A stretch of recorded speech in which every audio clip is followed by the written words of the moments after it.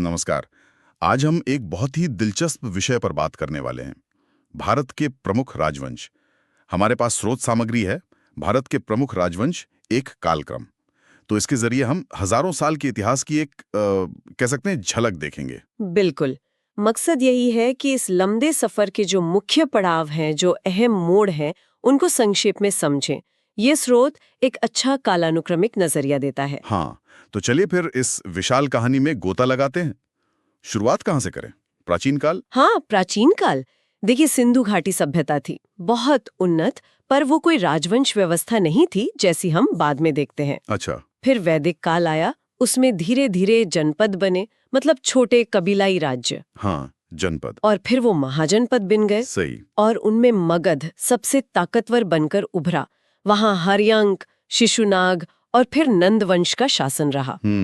और यहाँ दिलचस्प बात यह है, जैसा स्रोत भी इशारा करता है, कि मगध के इस शुरुआती दबदबे ने कैसे बाद के बड़े साम्राज्यों के लिए एक तरह से जमीन तैयार की।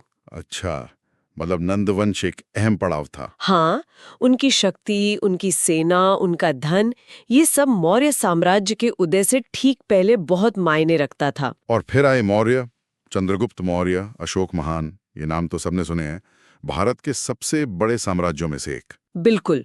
मौर्य काल का महत्व सिर्फ उसके आकार में ही नहीं है, बल्कि अशोक के धम में है। उनके जो नैतिक सिद्धांत थे, शासन के तरीके थे। हाँ, वो शिलालेख वगैरह। जी, और उनके प्रशासनिक सुधार भी। लेकिन इसके बाद फिर से विखंडन का दौर आया। अच्छा, मतलब साम्राज्य बिखर गया। हाँ, छोटे छोटे राज्य बन गए, जैसे शुंग, सातवाहन, कुषाण। इनमें कुछ क्षेत्रीय थे, कुछ बाहरी ताकतें थी। ये दिखाता है कि कैसे भारतीय इतिहास में ये एकीकरण और फिर बिखराव, ये चक्र चलता रहा है। स्रोत में ये पैटर्न बार बार दिखता है। सही कहा। तो मौर्यों के बाद इस बिखराव से फिर कोई बड़ी शक्ति उभरी। गुप्त साम्राज्य। हाँ, बिल्कुल। बिल्कुल। गुप्त साम्राज्य, इसे अक्सर भारत का स्वर्ण युग कहा जाता है। स्वर्ण युग क्यों? मतलब क्या खास था इस दौर में? खासकर विज्ञान और कला के क्षेत्र में जो तरक्की हुई। स्रोत में आर्यभट्ट जैसे गणितज्ञों का जिक्र है, कालिदास जैसे कवियों का। तो सांस्कृतिक और बौद्धिक रूप से ये एक बहुत समृद्ध दौर था। अच्छा। लेकिन ये भी याद रखना जरूरी है, जैसा स्रोत बताता है, कि ये सिर्फ उत्तर भारत की बात नहीं थी। उसी समय दक्षिण में भी चालुक्य और पल्लव जैसी ताकतवर क्षेत्रीय शक्तियां थीं। तो मतलब पूरे भारत में एक ही जैसी स्थिति नहीं थी? नहीं, बिल्कुल नहीं।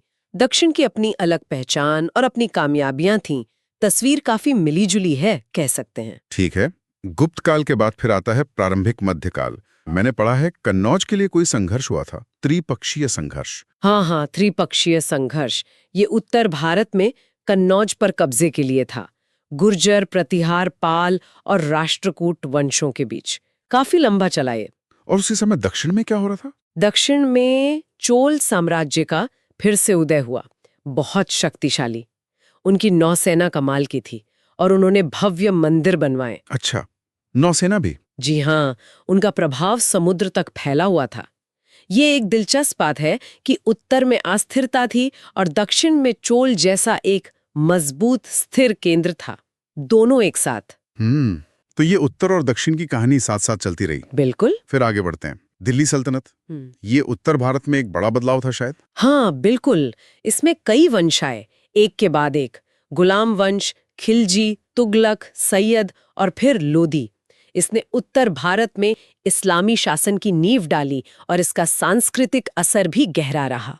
और इसी दौर में दक्षिण में विजयनगर साम्राज्य था। स्रोत इनकी तुलना कैसे करता है? बड़ी ताकतों, सल्तनत और विजयनगर में टकराव भी होता था और किसी न किसी रूप में लेन देन भी। मतलब सिर्फ लड़ाई नहीं थी? नहीं, सिर्फ लड़ाई नहीं, राजनीतिक, सांस्कृतिक, व्यापारिक, कई तरह के रिश्ते थे। ये बड़ा जटिल मामला था कि ये शक्तियां कैसे एक दूसरे के साथ रहीं। ये दिलचस्प है। और फिर मुगल, ये तो शायद सबसे ज्यादा जाने जाते हैं। हाँ, बाबर ने स्थापित किया। मुगल साम्राज्य अपने विशाल इलाके, अपने प्रशासन और खासकर कला और वास्तुकला के लिए बहुत मशहूर हुआ। ताजमहल, लाल किला, ये सब उसी दौर की देन है। सही। लेकिन फिर मुगलों का भी पतन हुआ? हाँ, और देखिए, फिर वही पैटर्न दोहराया गया। जैसे ही मुगल कमजोर हुए, मराठा और सिख जैसी क्षेत्रीय ताकतें उभरने लगी अच्छा, मराठा साम्राज्य, शिवाजी महाराज। बना तो केंद्रीय सत्ता कमजोर हुई और क्षेत्रीय ताकतें मजबूत हो गईं। और इसी उथल-पुथल के बीच फिर यूरोपीय शक्तियां आ गईं। बिल्कुल, यही बदलाव, यही अंदरूनी कमजोरी, इसने यूरोपीय शक्तियों, खासकर अंग्रेजों के लिए रास्ता बना दिया। और आखिर में ये समय रेखा ब्रिटिश राज पर आकर खत्म होती है, जिसने लगभग सभी भारतीय राजवंशों का शासन समाप्त कर दिया। हाँ, ये एक तरह से उस लंबे सिलसिले का अंत था। तो ये थी हमारी हजारों सालों की यात्रा, बहुत तेजी से, प्राचीन सभ्यताओं से लेकर साम्राज्यों के बनने बिगड़ने तक। इससे क्या मुख्य बात निकलती है? मेरे ख्याल से सबसे बड़ी बात यह है कि भारत का इतिहास कोई एक सीधी सपाट कहानी नहीं है। ये अलग-अलग राजवंशों, अलग-अलग ताकतों से बुना हुआ एक बहुत ही जटिल जाल है। हर किसी ने अपनी छाप छोड़ी है और वो जो चक्र हमने देखा, एकीकरण, फिर बिखराव, फिर एकीकरण, वो बार-बार नजर आता है। सही कहा, ये चक्र सा दिखता है। बिल्कुल। और इस लंबे इतिहास को देखकर, जहां इतनी सारी क्षेत्रीय शक्तियां बनी और मिटी, एक सवाल मन में आता है क्या? कि क्या आज के जो राष्ट्र राज्य हैं, उनसे पहले भी इस पूरे उपमहाद्वीप में राजनीतिक एकता या किसी तरह की साझी सांस्कृतिक पहचान की कोई भावना थी? और अगर थी, तो वो कैसी थी? ये सोचने वाली बात है। हाँ, इस पर श्रोता भी विचार कर सकते हैं।